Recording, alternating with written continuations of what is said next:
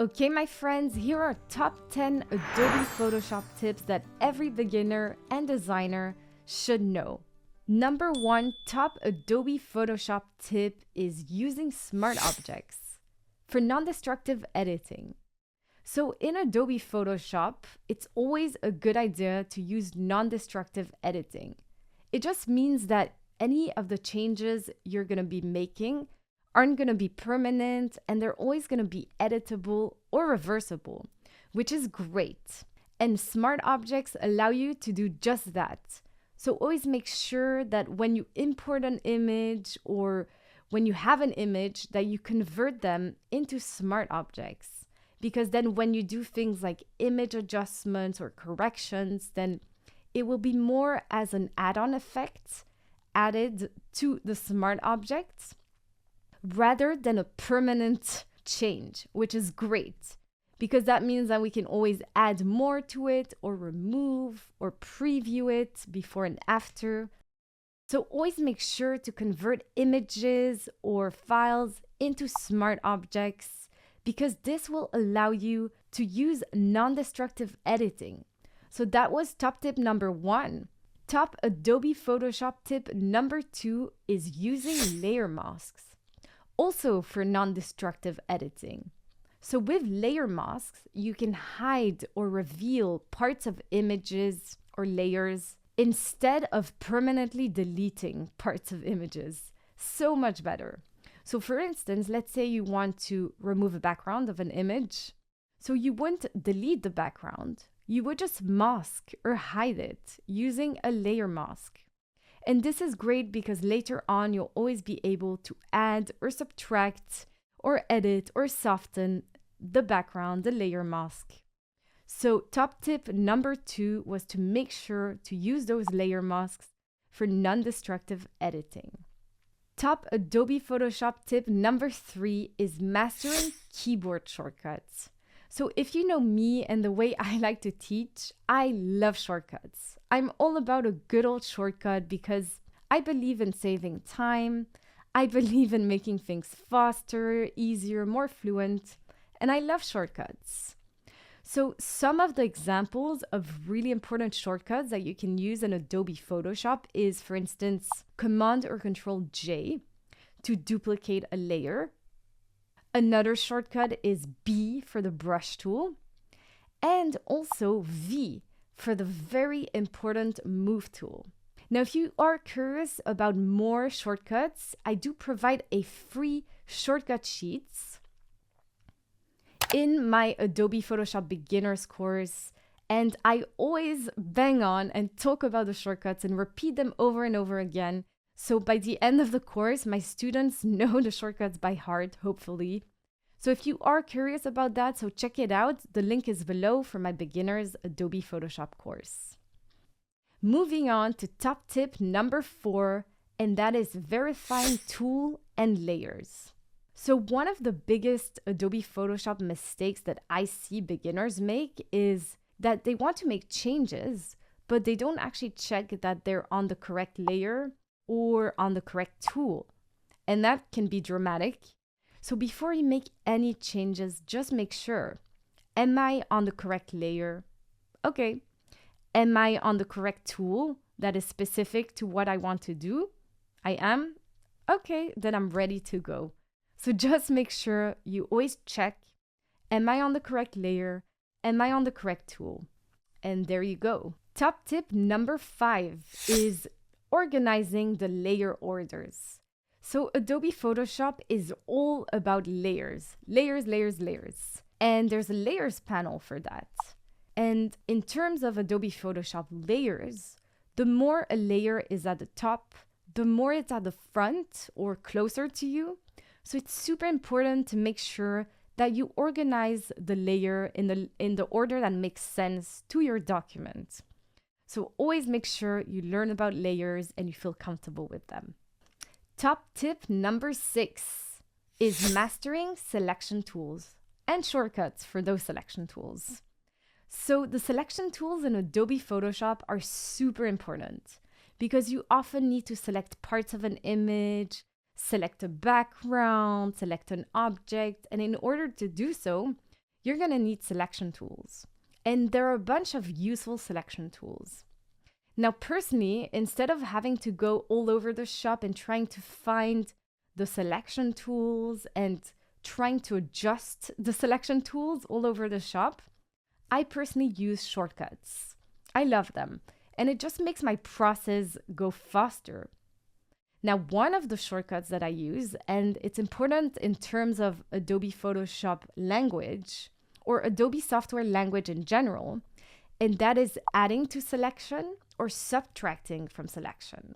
And it's just so much easier and faster to use a key or to use a shortcut for that.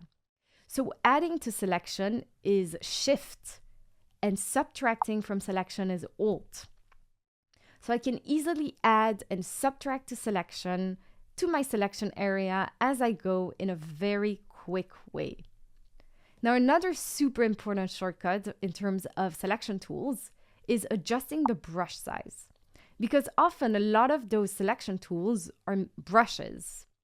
And in order to make the brush size bigger and smaller, you can use the shortcuts square brackets.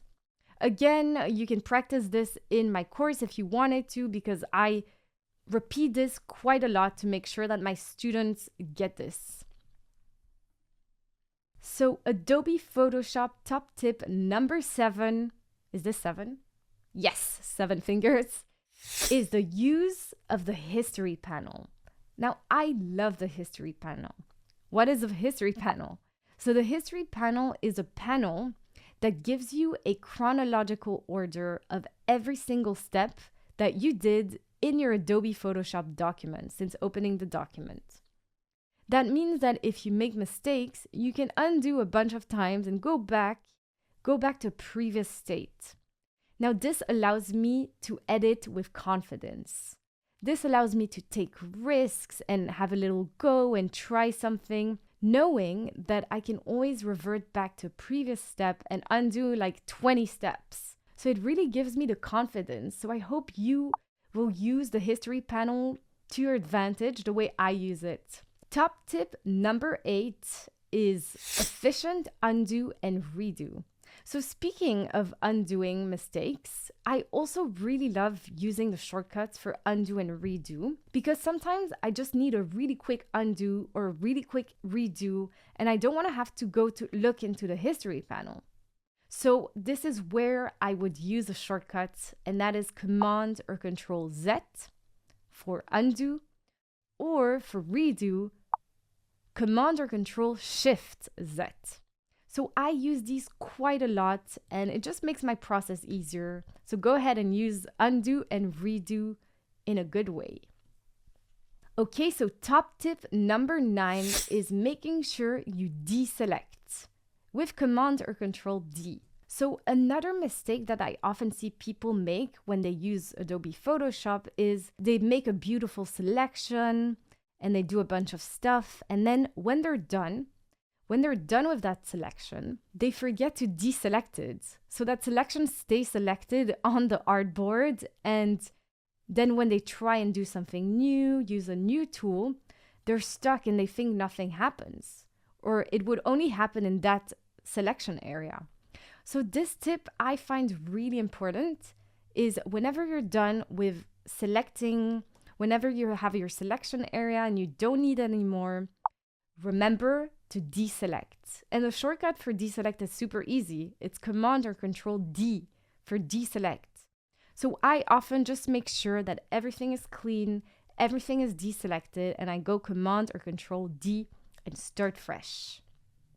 Top tip number 10 is save and export efficiently. So whenever I start creating a brand new Adobe Photoshop document, one of the first things I do is I save it as a PSD or an Adobe Photoshop working file document, because I want to make sure that no matter what, I can always edit and work on this file in the future. So I save it as a PSD.